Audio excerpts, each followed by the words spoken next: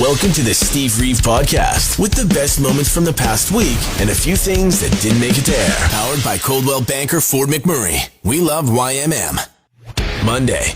Did you know that the phrase trick or treat has Albertan origins? Or perhaps, for sure, Alberta is responsible for it still being around. If you haven't heard about this is something that was actually kind of discovered throughout the last 10 years, but largely about 5-6 years ago, people started to actually dig up, historians in Alberta, piecing together the dates on different news articles, and the first time that the phrase trick or treat has ever been in print. Very likely the phrase predates that which was put into print and can be proved, as a part of recorded history. But absolutely, we've got a deep connection to it, and it looks as though, maybe it's November 4th, 1927 in the Lethbridge Herald. That's what people discovered at first, and specifically the sentence saying youthful tormentors were at back door and front, demanding edible plunder with the words trick or treat. It's good wording, good word play by the author of that article. However, November 3rd, 1927, from the Blackie Times in Blackie, Alberta, the phrase goes, threshing outfits, wagons, parts of wagons, old autos, barrels, etc. decorated the front streets and buildings were overturned while front and back doors were invaded and inmates held up by the awful word trick or treat from the youthful invaders. Okay, that one's getting a little bit weird with the way it's worded, but still, proof in the pudding, the phrase, even in quotation marks, put into print in Alberta in November 3, 1927. We are a part of Halloween history. Motley Crue have got a zombie joining their midst. A member of Rob Zombie's crew, John 5, bass player, is actually going to be replacing Mick Mars with them on tour. This was announced just earlier in the week with a statement from Mars saying that he would be no longer playing as a founding member of the band due to an ongoing battle with a degenerative disease that he has suffered from childhood with. So, it's not any bad blood or anything like that, and I think it's a very good thing that they've got such talent joining. Dolly Parton wants to reunite with some serious talent as well. She is coming through with this rock album that was originally a pipe dream. She said that nobody would really want from me. Maybe I'll do it just to actually earn my spot in the Rock and Roll Hall of Fame. Now wanting to get back with Led Zeppelin and cover Stairway to Heaven with Jimmy Page and Robert Plant for said upcoming rock album. I'd be pretty here for it. Unfortunately, we end off with sad news, though. A very famous drummer, regularly with the Dead Kennedys, but also played for a while with Red Hot Chili Peppers, D.H. Pellegro, has passed away at the age of 63, very unfortunately. And it was revealed in a statement from Dead Kennedys saying that he passed away from a trauma to the head caused by an accidental fall. You're listening to the Steve Reeve Podcast from 100.5 Cruise FM. Not much does scare me, especially about the day. I mean, don't get me wrong. I can absolutely get scared. It can be in situations where you're truly actually frightened, or even just a jump scare. And my significant other is very good at doing that to me somehow. Also, should a cat jump on me in the depths of my, deepest napping sleep, yeah, a little frightened for sure. But I honestly don't know if I could fly on Halloween. And it's not really a superstitious thing. A lot of people do avoid, the date 13, or if they're traveling, they don't want to stay on floor 13, or, they don't want to get engaged on the 13th of a month, or, there's weird things with that number for sure, but superstitions abound. It's not that I think that there's something supernatural or astrological going on. No. It's because I'm worried that I'm going to see the pilot walking by me in a Halloween costume, dressed as a pilot, but with a blind walking stick, and I'm going to go, hang on. The anxiety is going to attack. Tuesday. Colder months, yes, but you can keep the heat going. Keep the fires alive by digging into your Fort McMurray Firefighters Charities calendar for 2023. It is a 14-month calendar. It starts off with November of 2022. Just give you that added value. And speaking of value, I get to start things off. My photo's the first one in there for November of this year. Is the first day of the calendar month that I'm actually in the calendar for. It's kind of a surreal thing. But more important than any of that is the fact that there are some real hunky firefighters in there. And even more important than that is the fact that every calendar sold helps out with charities in town, specifically 5 local charities. So get in touch, find the Fort McMurray Firefighters Charities Association on social media, and find that link to purchase yours. Get it soon. You'll have that full value, the majority of the month of November, with yours truly waving at you, saying hi, saying, hey, look, this cute kitten that I'm in this photo with is way cuter than me and steals the show for the rest of the month. Don't you want that? And don't you want the warm and fuzzies from doing a good thing and helping out our 5 local charities? Yes, you do. I'm telling you right now. So order one as soon as you can. Music news headlines, and the Rolling Stones are going to kick us off there, talking more about this new album. Would be the very first featuring all new material since 2005, but of course it was slowed down. It was affected deeply, as was every member of the band and every fan of said band, when Charlie Watts passed away last year at the age of 80. And he was with them right from their formation in the 60s, right through every single one of their albums, and will continue to be represented on this new album that doesn't have a name or a release date just yet, but it has been confirmed that Charlie is on some of the tracks, as well as Steve Jordan rounding out the rest of the album. They've been working in Jamaica, writing and playing, and without actually detailing any of the individual songs, they have said, Keith Richards himself saying that when they went into recent sessions, they produced more tracks than he can count. It was a very productive week, he said. So sad when the candy's gone. It's far from it, at least it should be, because it's only November 1st for the trick-or-treat haul, or anything that's left over, of course. Now grown-up kids are actually surprised to find out that their parents ate some of their trick-or-treat candy when they were growing up. People are actually shook about this, and I don't get it. I'm asking why. Why? It should be the expectation, is what I'm saying. First, there's the safety check. All right? That's important. You got to know. Then there's the quality assurance inspection. Now, that's not for the safety. That's for the flavor, the taste, the mouthfeel, the chew. Got to make sure that this candy is actually up to par. And then there's the parent tax for all of the effort that they put into their kids' Halloween. And then there's, I'm going to just help myself to your candy because I'm your parent.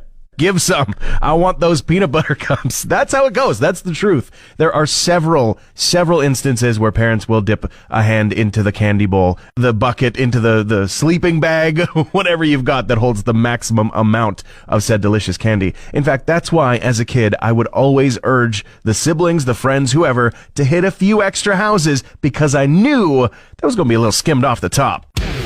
Wednesday. There's a new captain in town. When it comes to a giant social media service, I guess is the best way to describe it, the world's most yawn-worthy roller coaster has hit another loop, as Elon Musk has indeed bought Twitter. Yeah, and immediately fired a bunch of people and made himself CEO as well. Honestly, no surprises there, but hey, remember that if somebody is a CEO at more than one company, it's technically a part-time job. So make sure the pay and the benefits reflect that. That's all I'm saying. That's all I'm saying.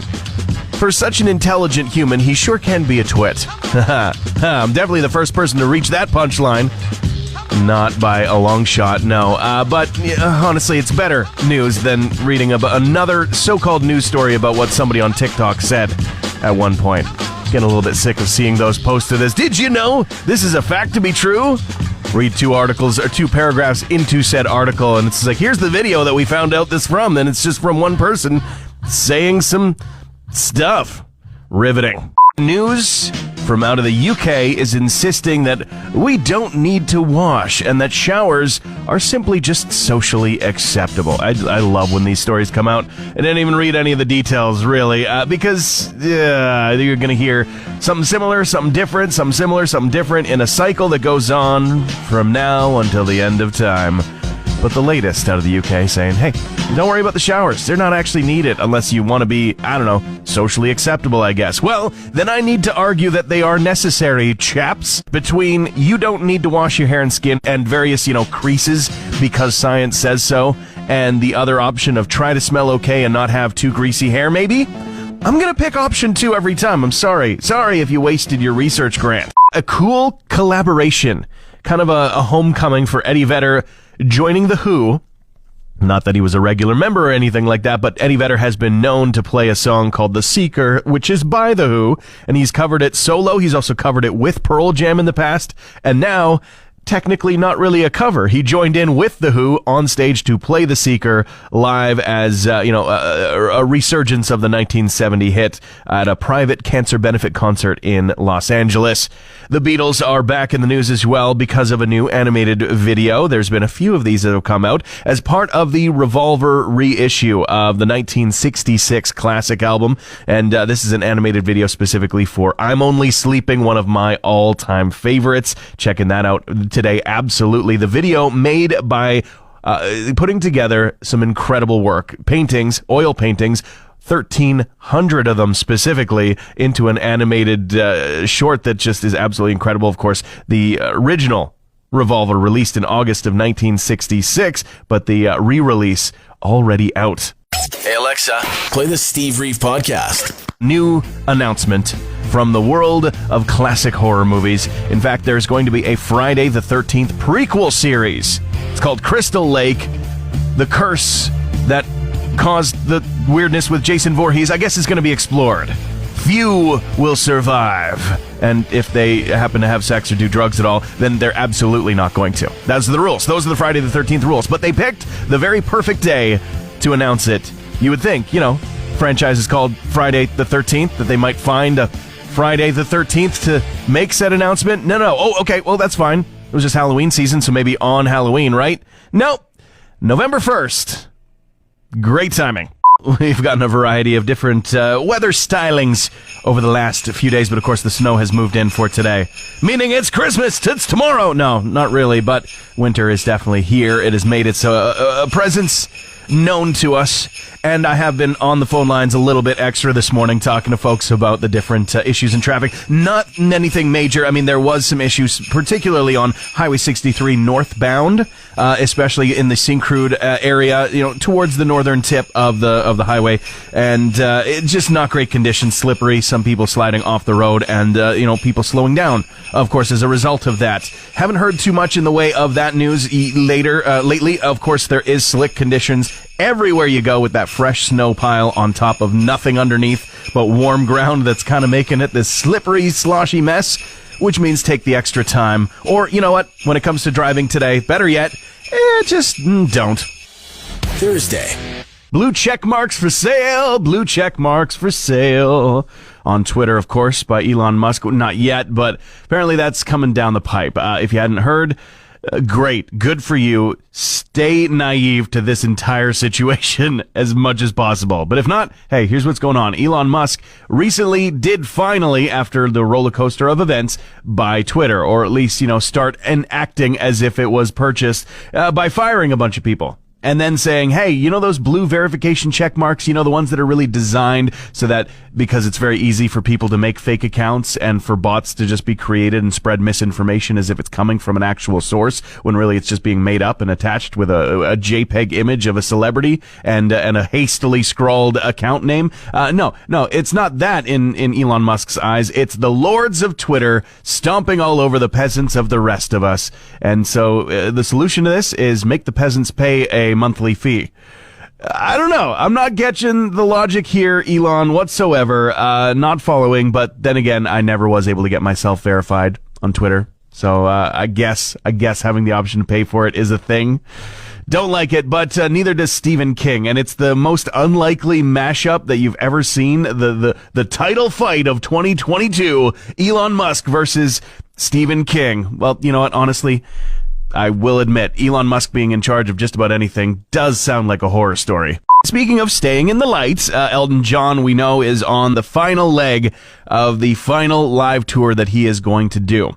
He has been living on the road 50 years, 50 years of touring, and he's got to hang up that sequined hat at some point. But what he's working on, I mean, kind of adjacent to the ABBAgrams, the Avatar holograms that are going to be kind of doing the live shows as well as anything future output from ABBA, securing their legacy. Well, Elton's doing something similar by making his own virtual space online, kind of similar to a video game called Roblox, where there have been some live concerts performed in a virtual space in the past. More details are going to be coming later on this month as he gets ready to have a brand new performance to show us what this Beyond the Yellow Brick Road even looks like.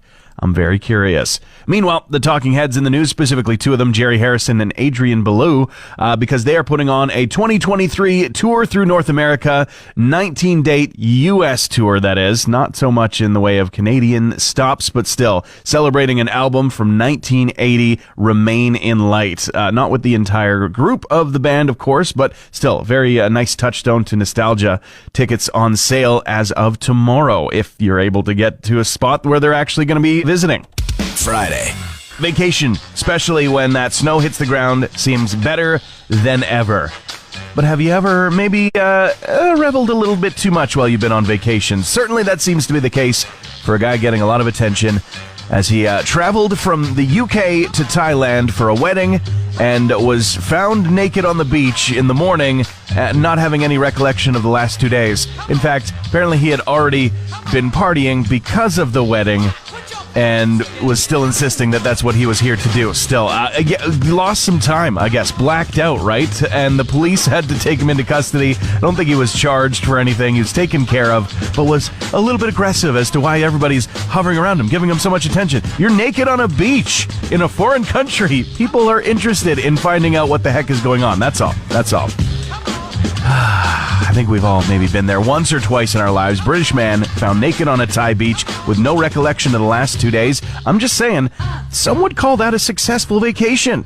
I'm a big fan of the show. It's Always Sunny in Philadelphia. Many people are. It's been going on for years and years and years, well over a decade now. But you watch the show and you go, nobody could possibly be like this. Nobody could be this weird. Philadelphia isn't like this. And I'm not saying that it is.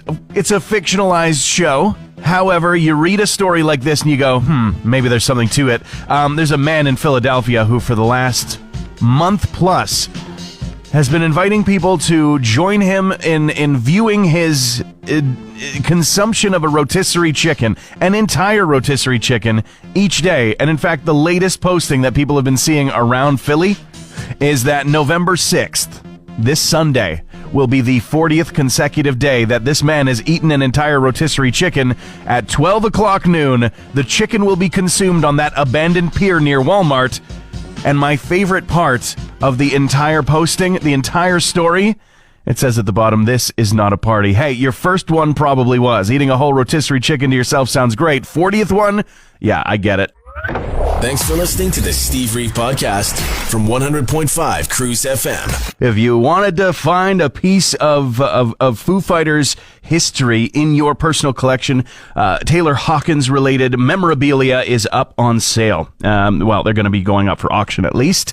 Items from the tribute concert specifically. So from all kinds of different sources, but they will all be going to the same source, that is the Music Cares and Music Support organizations, to help out in huge, huge ways in a way that Taylor Hawkins would have very much been aligned with, and very much was one that he helped out with in his life as well. Of those two recent tribute concerts, one in LA, one in London, there were tons of people that helped out, performances, pieces of equipment that were used, and the list goes on. And a lot of those different items have been curated and put together in this auction that is going to be helping out. And of course, it starts off next Friday, November 11th through the 13th at the Julien's auction website. If you're rich and want something.